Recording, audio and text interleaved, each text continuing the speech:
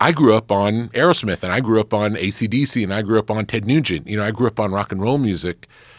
And when I saw this disconnect, this was the way to like bridge the gap. Just to explain what was happening. Wow. How was it received in the music business when you did that? I guess the first thing was radio. I remember, I guess it was WBCN in Boston. Yeah. Played it once. Mark Parento? I can't remember if it was Mark Parento or who else was there. Charles Laquadera? No, tell me another name.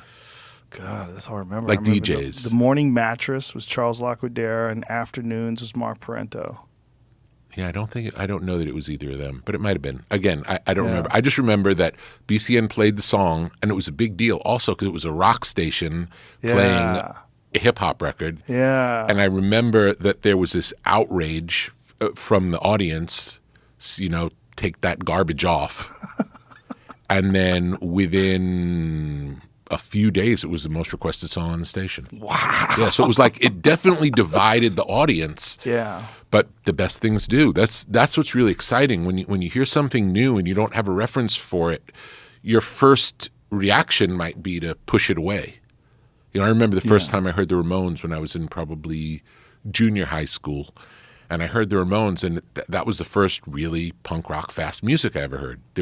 I don't think there was any before the Ramones.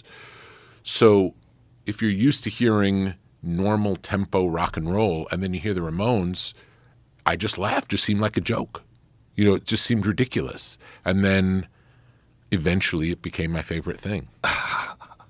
How did Aerosmith react? Did you come to Aerosmith and try to bring it to them? Did the label come to them? I just had the idea of doing the song and recording the song with Run DMC, and then the label said, why don't we reach out to Aerosmith and ask if they would participate? And I was like, that sounds crazy to me, but if they'll do it, obviously I'd love it. I loved that band growing up.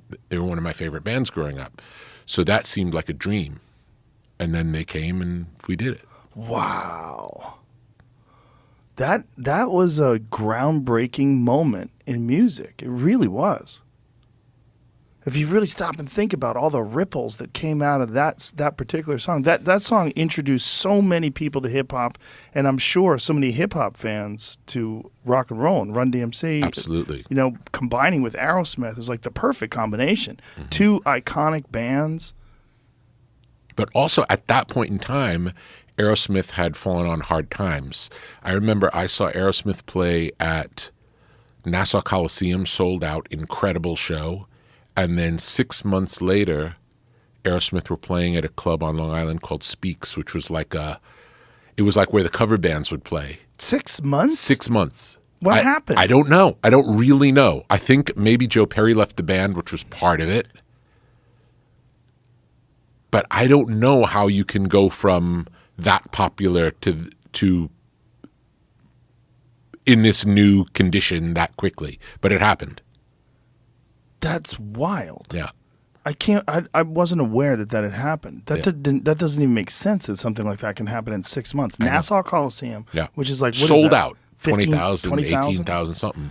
Jesus Christ, to a club. Yeah, maybe 600-person club, like a big club, but still a club. A big fall. A big fall.